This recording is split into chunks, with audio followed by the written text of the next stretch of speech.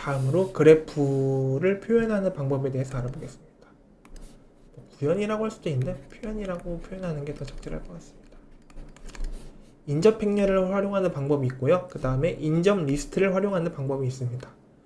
인접 행렬을 활용하는 방법의 경우를 먼저 설명드릴게요. 이런 그래프가 있습니다. 그 정점이 두 개 있죠. 네, 서울이라는 정점이 있고요. 부산이라는 정점이 있습니다.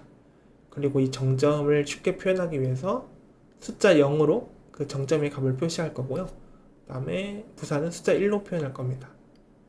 그리고 이 정점들 사이에는 간선이 하나가 있어요. 네, 서울에서 부산까지 향하는 간선이 있고요. 간선이 있는데 방향이 있으니까 얘는 방향 그래프가 되겠죠. 그리고 이 간선에는 가중치가 있습니다. 가중치가 있는 방향 그래프가 되겠죠.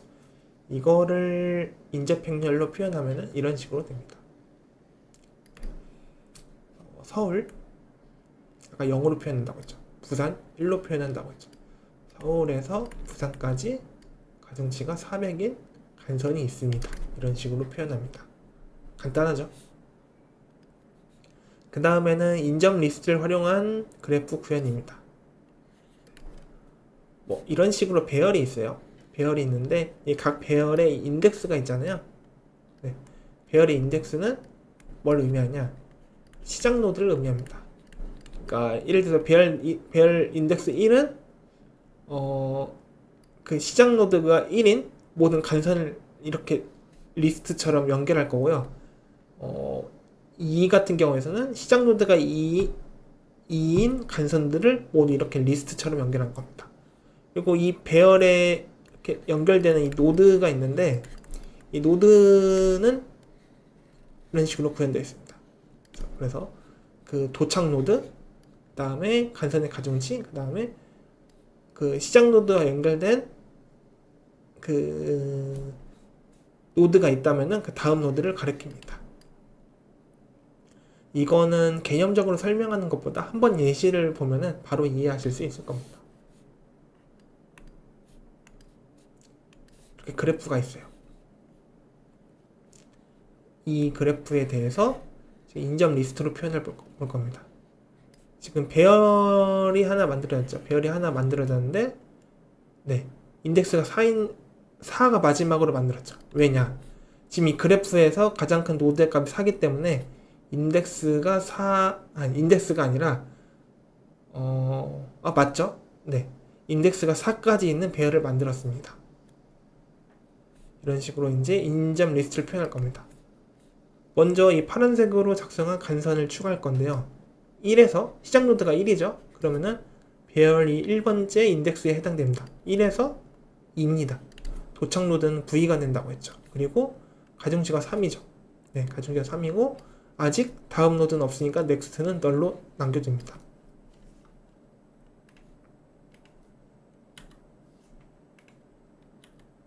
다음으로요. 지금 네, 파란색으로 표현은 이 간선을 추가할 겁니다. 2에서 시작 노드가 2입니다. 그리고 1까지 갑니다. 1까지 갑니다. 그리고 가중치가 6입니다. 그리고 4단계 이제 2에서 3으로 갑니다. 근데 아까 보면은 2에서 1까지 이미 연결되어 있었는데 여기가 원래 널이었죠. 널이었는데 지금 2에서 시작하는 간선이 하나가 더 생긴 거죠. 아까는 2에서 1까지였는데 지금 2에서 5까지가 2에서 3까지가 더 생겼습니다. 그러니까 이게 널이 아니라 이제 다음 노드를 가리키게 되는 겁니다. 2에서 3까지 가중치가 5인 노드 정보도 표현했고요. 간선 정보도 포함했고 일단은 얘도 뺀 끝은 널입니다. 이 다음은 아직 확인하지 않았으니까요. 네. 이어서 계속 진행합니다. 다 완성된 걸 보면은 이런 식으로 네, 최종적으로 완성이 되었습니다. 하나만 더 보면은 3에서 2로 가는 거 3에서 2로 가는 거 여기 있죠. 가중치가 1입니다. 근데 3으로 시작하는 간선이 하나만 있냐? 아니죠. 3에서 2로 가는 것도 있지만 3에서 4로 가는 것도 있죠. 3에서 4로 가는 것도 있죠. 가중치가 13이죠. 3으로 시작하는 거는 더 이상 간선이 없으므로 널로 표현합니다. 마지막은 다 널이 되는 거예요. 그래서 이 인접 리스트를 확인을 하다가 넥스트가 널이 나오면은 이제 해당 그 시작 노드에서 나가는 간선은 이게 마지막이거나 이렇게 아실 수도 있는 겁니다. 이렇게 해서 인접 리스트를 활용한 그래프 표현에 대해서 알아봤습니다. 다음으로 넘어가서 이 인접 행렬로도 표현할 수 있고 인접 리스트로 표현할 수도 있고 두 가지 방법으로 그래프를 표현할 수 있다고 했는데 어떤 걸 써야 하냐 이런 문제가 있을 수 있습니다. 이거에 대해서 고민해 보겠습니다. 그러면 이제 장단점을 알아야겠죠. 인접 행렬의 장단점에 대해서 알아보겠습니다. 인접 행렬로 희소 그래프를 표현하는 경우 희소 그래프란 뭐냐면은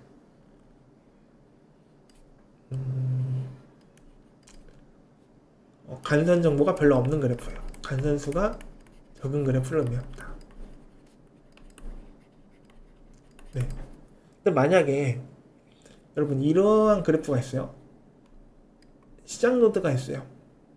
1이 있어요. 그 다음에 여기다가 5만 값이 5만이에요. 그리고 1에서 노드 1에서 노드 5만까지 가중치가 300이에요. 이거를 표현하려면은 인접 행렬 같은 경우에서는 가중치가 가장 큰 5만이잖아요. 이걸 기준으로 배열 크기를 잡아야 돼요. 네. 왜냐? 왜 이 가장 큰 노드의 값으로 배열 크기를 잡아야 될까요? 노드의 값을 배열 인덱스로 나타내고 있기 때문이에요. 로 나타냄. 이게 무슨 말이냐? 예를 들어서 노드 1에서 2까지 가중치가 4다. 이거는 그래프로 나타내면은 0, 1, 2, 0, 1, 2 이렇게 나타내면은 1에서 2까지 4다. 그러니까 예를 들어서 뭐 이게 G라는 그래프라고 하면은 G, 1, 2는 4다 이렇게 표현되는 거예요. 그러니까 이 노드의 값 자체가 배열의 인덱스가 되기 때문에 가장 큰 값도 인덱스로 나타낼 수 있어야겠죠. 그렇죠? 노드의 가장 큰 값도 인덱스로 나타낼 수 있어야겠죠. 그래서 노드의 가장 큰 값을 기준으로 배열 크기를 잡아야 돼요. 근데 이거는 어떻게 보면 되게 낭비일 수 있다는 거죠. 지금 보면은 노드가 두 개 있고 간선이 하나가 있는데 이 노드의 값이 크다는 이유만으로 5만 곱하기 5만 배열을 잡으면은 이거는 굉장히 낭비라는 겁니다. 네. 이거를 말하고 있는 거예요. 간선의 수가 적으면은 n 곱하기 n 크기의 인접 행렬 공간 중 대부분의 공간은 실제로 사용하지 않습니다.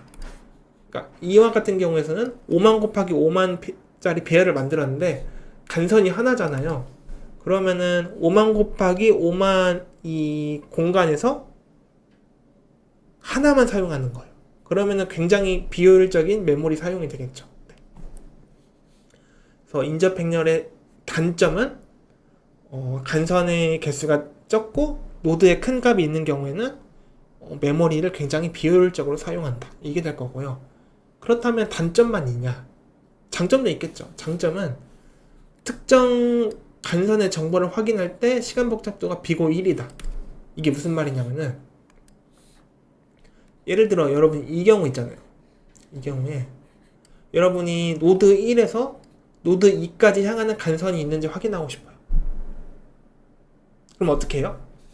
G1, 2가 0이 아닌지 보면 되겠죠. 그렇죠? 0 혹은 뭐 이상한 값이 아닌지 보면 되겠죠. 그래서 노드의 값 자체를 배열의 인덱스로 활용하기 때문에 특정 간선 정보를 확인하고 싶을 때 바로 확인이 가는 거예요. 네, 그렇죠. 그 랜덤 액세스가 가능하기 때문에 간선의 정보를 바로 확인할 수 있는 게 장점입니다. 그래서 인접 행렬의 장단점을 알아봤고요. 그 다음에는 인접 리스트의 장단점이요. 인접 리스트의 장단점은 아까 인접 행렬의 장단점과 반대예요. 인접 행렬의 단점은 공간을 낭비한다는 거였죠. 그렇죠? 공간을 낭비한다는 거죠. 네. 근데 인접 리스트는 실제 간선의 개수만큼만 노드를 만들면 되기 때문에 메모리 낭비가 그렇게 없습니다. 하지만 이런 경우요. 예를 들어서 특정 노드 1에 뭐 이런 식으로 연결되어 있어요. 4에서 987까지 연결되어 있어요. 그러면은 이거를 인접 리스트로 표현하면 이렇게 되겠죠. 근데 여러분들이 하고 싶은 거는 노드 1에서 노드 987로 향하는 간선이 있냐 이걸 확인하고 싶으신 거예요. 그러면은 이 인접 리스트에서는 한 칸씩 이렇게 다 가봐야겠죠. 모든 노드를 거쳐야만이 맨 마지막에 도착 노드가 987인 게 있네. 그러면은 노드 1에서 노드 987까지 연결된 간선이 있구나. 이거를 알 수가 있는 거예요. 모든 노드를 다 뒤져봐야 알 수 있는 최악의 경우가 발생할 수 있죠. 네. 그래서 탐색 연산 시 인접 행렬보다 비효율적일 수는 있어요. 근데 이거는 되게 극단적인 경우이고 실제로는 이런 식으로 구현하지는 않고 이 인접 리스트의 깊이가 깊어지면은 여러 가지 기법을 사용하는데 코딩 테스트에서는 뭐 이렇게 깊이까지는 아실 필요 없고요. 그냥 가장 단순한 형태의 인접 리스트만 아시면 되고 지금 말씀드린 인접 행렬과 인접 리스트의 장단점을 비교할 수 있으면 됩니다. 그렇다면은 코딩 테스트에서 문제가 나오면은 둘 중에 어떤 거를 사용해야 되냐 이런 질문들이 많이 나오는데요. 일단은 그 문제를 푸는 사람 입장에서 정하지 못하는 경우도 있어요. 리턴 값 자체가 인접 행렬이냐 인접 리스트냐 이렇게 나올 수도 있는 거고요, 사실. 그리고 입력 값 자체가 그렇게 주어지기도 하겠죠. 네. 뭐 입력 출력은 문제에서 제시하는 거니까 우리가 바꿀 수는 없습니다.